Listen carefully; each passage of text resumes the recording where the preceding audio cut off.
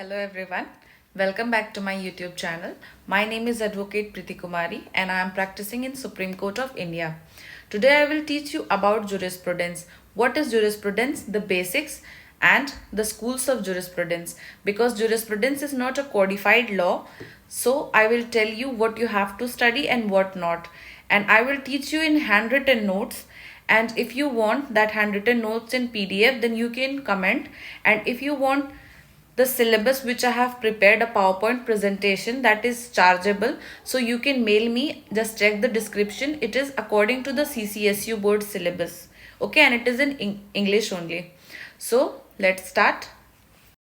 So what is jurisprudence? Jurisprudence is made of two Latin words, that is juris plus prudentia. That means the knowledge of law. That is study of law or philosophy of law, because it tells you that what is law and how it is made and what we have to do and process. So according to that, according to the thinking of many jurists, the schools have been divided. According to that, if you whatever your thinking is, you can put according to that. Okay, so there are six type of main schools, that is natural school, analytical school, historical school, sociological school, realistic school, and philosophical school. Bentham was the first person who thought about sorry thought about the jurisprudence.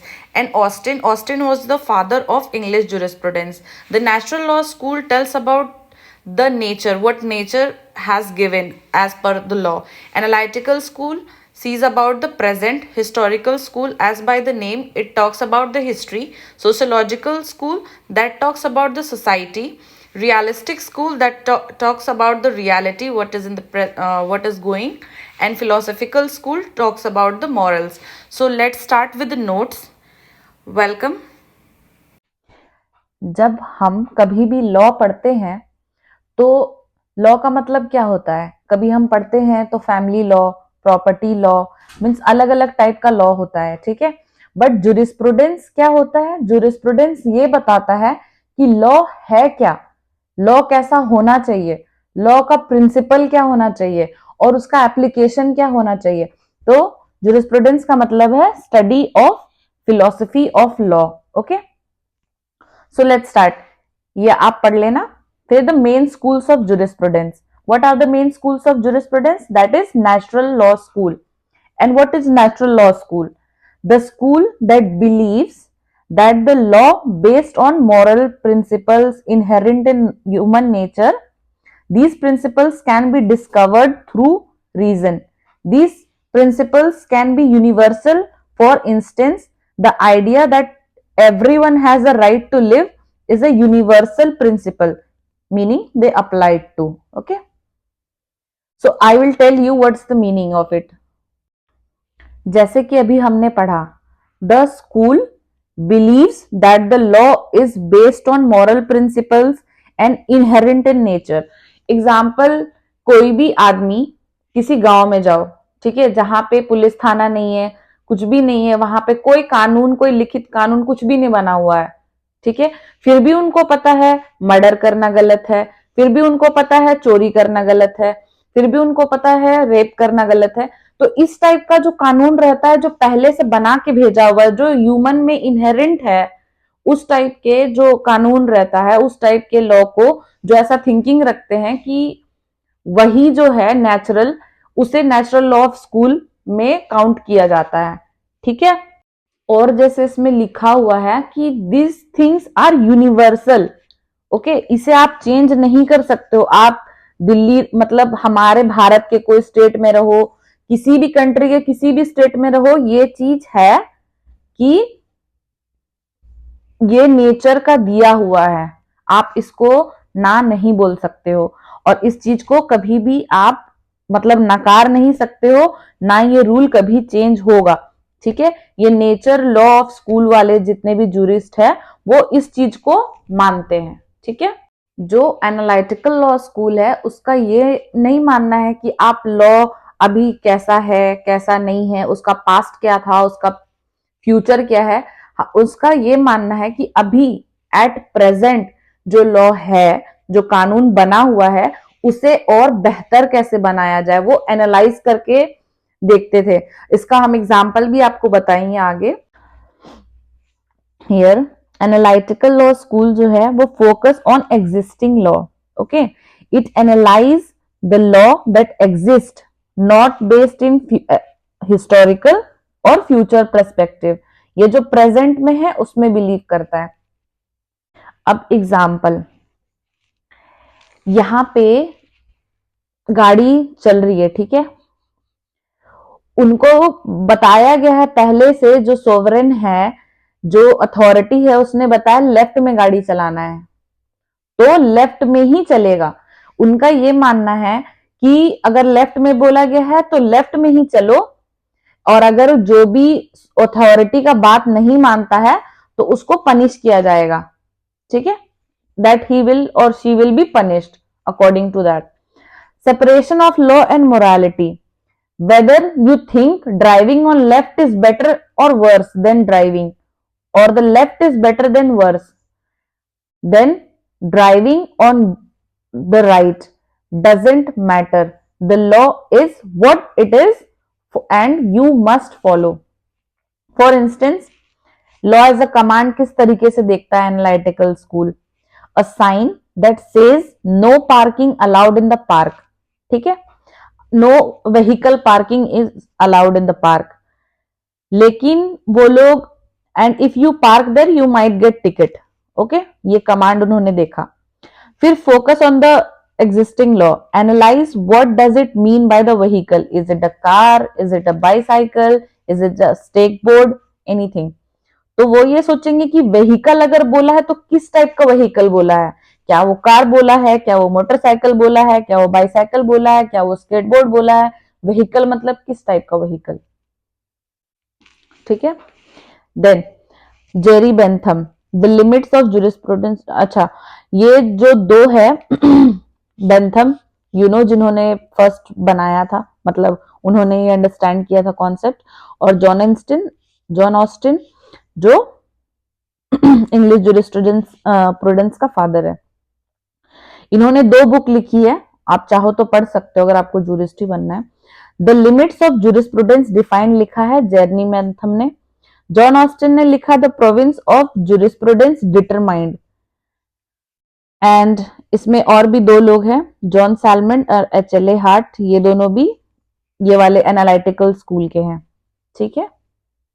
Let's move to the next one, historical school. जैसे कि नाम से ही clear होता है, वो school जो history के बारे में बात करता है, ठीक है। The historical school of jurisprudence believe that law is a product of historical development. जिस तरीके से डेवलपमेंट होता गया, जो लॉ है वो चेंज होता गया, बढ़ते गया, ठीक है, and it evolves over time based on the customs and traditions and social practices of the society. It emphasizes that law are not created in isolation but are deeply rooted in the history and culture of the community. अब example देखिए आप, कि जो law है, इनका ये मानना है कि जो कानून है वो कस्टम्स और ट्रेडिशन से बना हुआ है। अब हमारे यहाँ अलग कस्टम है, आपके यहाँ अलग कस्टम है, जो जो अलग अलग सोसाइटी से होंगे, अलग अलग जगह से होंगे, उनका रूल अलग अलग अलग होगा।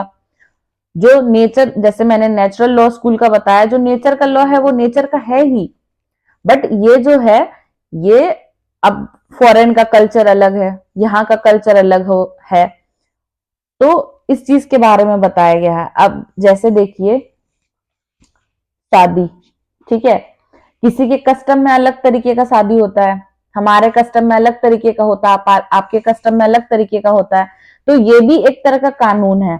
और जो इस टाइप का कानून मानते हैं, जो जूरिस्ट जिसका ऐसा थिंकिंग है कि जो हिस्ट्री है उसके साथ ही और उसके कस्टम के साथ ही, और जैसे जैसे वक्त बदलेगा तो हमारा जो लॉ है उसमें चेंज आते जाएगा, तो इस चीज को हिस्टोरिकल लॉ स्कूल बोला जाता है, ठीक है। The law develops gradually over time, influenced by the customs and traditions of the people. तो ये जो है वॉल्फ्गेस्ट, इन्होंने ये बोला spirit of the people, the concept that the law reflects the collective consciousness and the spirit of the people like in cases related to the personal laws.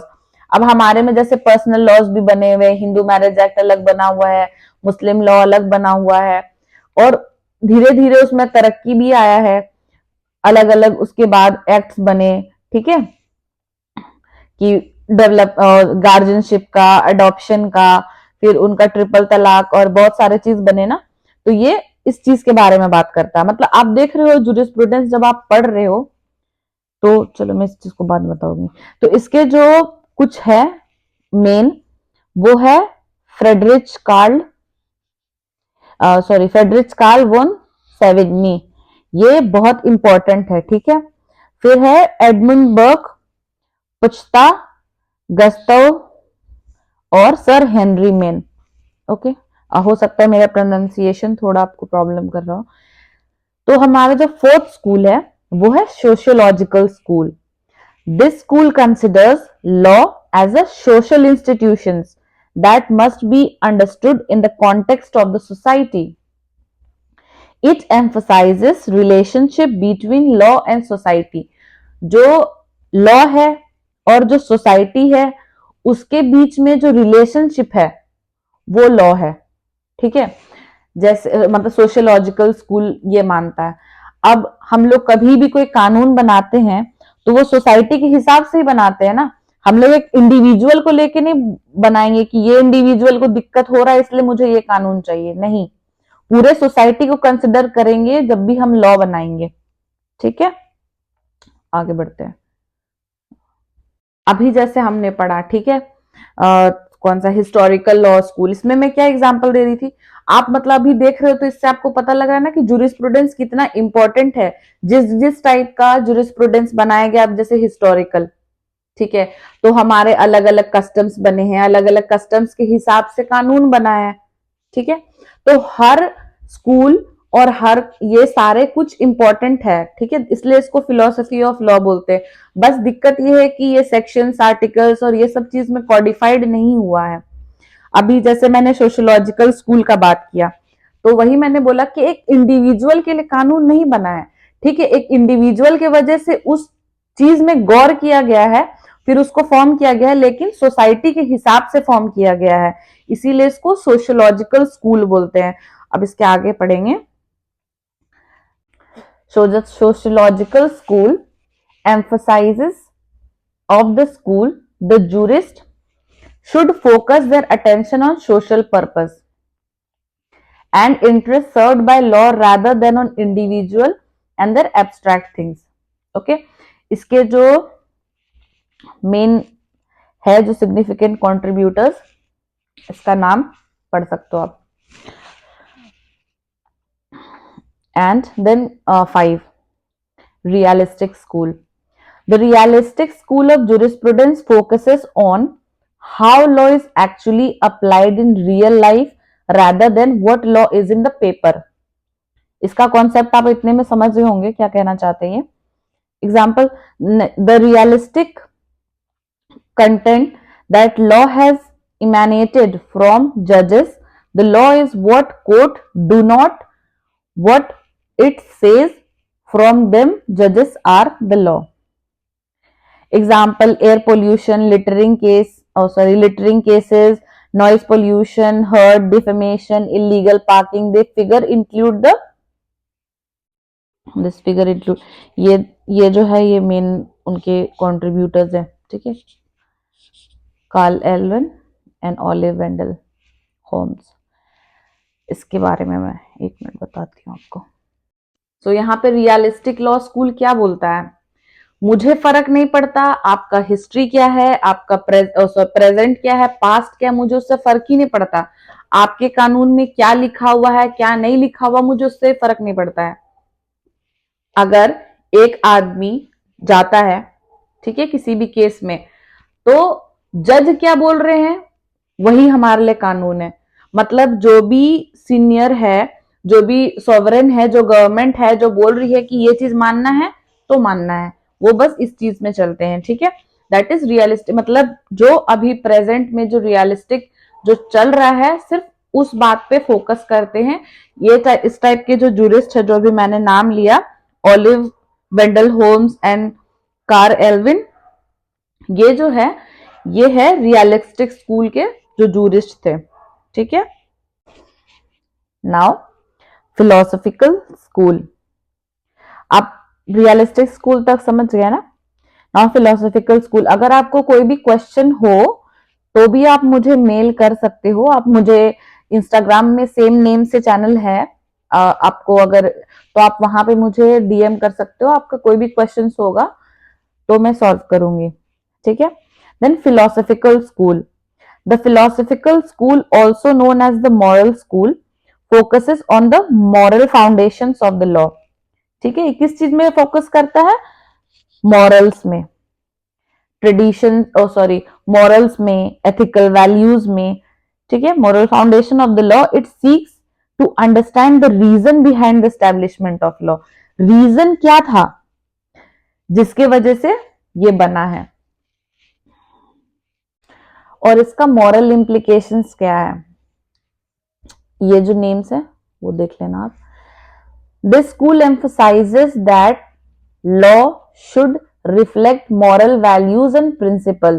Law protecting the rights reflect these ethical values and moral principles. Sorry आज मैं बहुत mistake कर रही हूँ, मतलब बोलने में। तो ये सिर्फ मॉरल्स के बारे में बात करता है कि अगर अगर मॉरल वैल्यूज नहीं है हमारे इसमें, क्या बोलते हैं, लॉज में, तो फिर वो इम्प्लीकेबल नहीं है, कुछ भी नहीं है मतलब उसमें ऐसा। एग्जाम्पल, जैसे हमें पता है कुछ मॉरल्स दिए हुए हैं, ठीक है, बचपन से हमें बताया गया है क्या चीज गलत है और क्या चीज सही है। अगर इस चीज से रिलेटेड कोई कानून बन जाता है तो फिर उसे हम मतलब फिलोसफिकल स्कूल के थ्रू पढ़ते हैं या फिर देखते हैं। अब जैसे मैंने ये सोशियोलॉजिकल स्कूल के बारे में बताया था जो सोसाइटी के हिसाब से बनता है। अब एग्जाम्पल, अभी इंस्टाग्राम या फिर जो भी सोशल मीडिया बहुत चल रहा है, ठीक है, तो सोशल मीडिया के हिसाब से फिर साइबर क्राइम बना। ठीक है, साइबर क्राइम के सेल्स बने, तो ये हमारे लिए, सोसाइटी के लिए ही बनाते हैं। अब आप मुझे ये बताओ कि इसमें से कौन सा स्कूल सबसे अच्छा लगा आपको और आपको समझ में आया कि हाँ, देखो सारे स्कूल्स इंपॉर्टेंट है बिकॉज इसके हिसाब से हमारा कानून बनाया गया है, जैसे कि आपने अभी पढ़ा होगा तो समझा होगा। बट और देखो, जूरिस्प्रूडेंस टफ नहीं है। ठीक है, मुझे भी अपने टाइम में लगता था जब मैं एलएलबी कर रही थी। आज से मैंने स्टार्ट किया था 2019 में, तो मुझे भी लगता था, बट अब नहीं लगता है। अब मतलब क्योंकि मैं पढ़ा रही हूँ आपको और मुझे खुद भी पढ़ना पड़ता है उसके लिए, इसलिए मुझे अभी नहीं लग रहा है। बट ऐसे ही आप अगर उसके कॉन्सेप्ट को समझेंगे तो बहुत इजी रहेगा। और अगर आपको, हाँ, पावर पॉइंट अगर चाहिए, आपके पास पैसे हैं तो आप मुझे मेल कर सकते हो। इट्स जस्ट 200 रुपीज का है, और वो मैंने तकरीबन 27 से 30 पेजेस का मैंने पावर पॉइंट बनाया है। उसी में मैंने सारा कुछ एक्सप्लेन किया है। अगर आप चाहो तो मैं उसका थोड़ा सा आपको वो दिखा सकती हूँ, व्यू। एक मिनट। तो इस टाइप का बना रखा है, वो नेट नहीं आया है इसलिए थोड़ा स्लो चल रहा है, बिकॉज मैं ऑनलाइन लिंक क्लिक करके कर रही थी ना। अगर आपको चाहिए तो आप लोग 2-4 फ्रेंड मिल के भी ले सकते हो ना, पैसे मिला के, ज्यादा का है भी नहीं। ठीक है, तो डिस्क्रिप्शन चेक कर लेना।